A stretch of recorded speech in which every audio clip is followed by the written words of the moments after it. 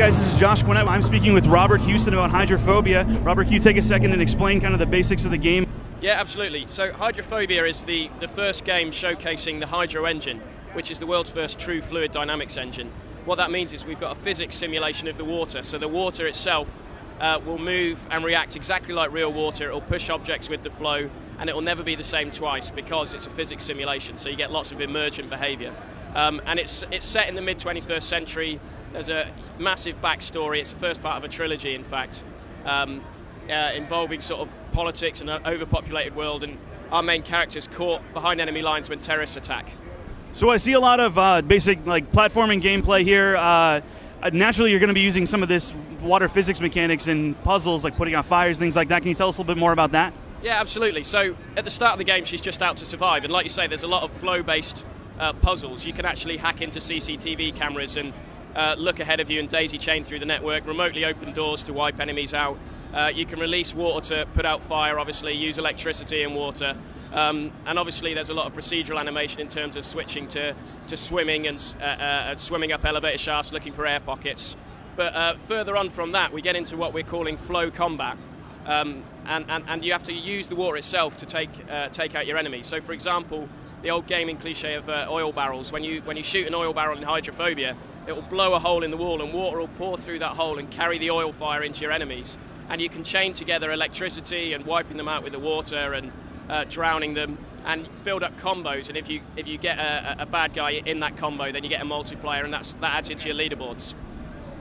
So there's the other major aspect of this game you've told me about is the procedurally generated environments, which is taking what is apparently a very beautiful looking, almost retail release style game, but you were saying earlier that it's going to be released on Xbox Live Arcade at roughly, what, 1 gigabyte?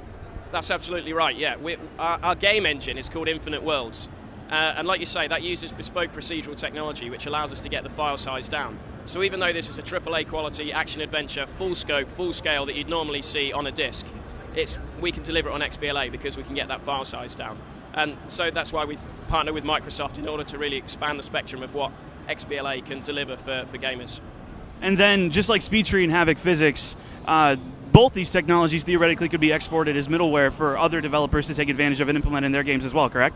Yeah, absolutely. We've already black boxed them, so we want to showcase them with our own title first. But yeah, then InfiniteWorlds, the editor, the procedural system, and the HydroEngine component, the fluid dynamics, will become available as middleware. One thing I'm really looking forward to in the full version of the game is, I've heard that our main character here, though she starts off afraid of water, thus the title, later on she actually gains the ability to manipulate it, and that the corridor-based gameplay that you see here really opens up, and I was hearing that she can actually lift entire freight containers into the air and throw them at her enemies and things like that. It's going to become very epic. And that's going to progress through the second and third titles, I imagine. Can you give kind of more of a hint as what's to come?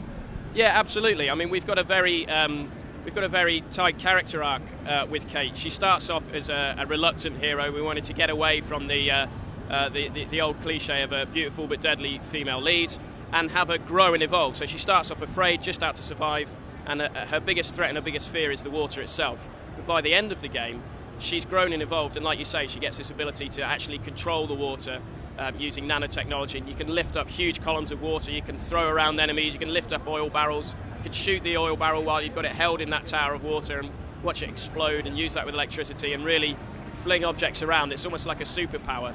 And there's several different powers as we go into the second and third part of the trilogy that she's going to upgrade to. Okay. Do you have an idea of what kind of price point and release date you're looking for yet? We're looking to come out before the end of the summer. We don't have the specific release date yet. And on price, we'll be in the usual XBLA bracket, despite the fact that it's a full retail game, effectively.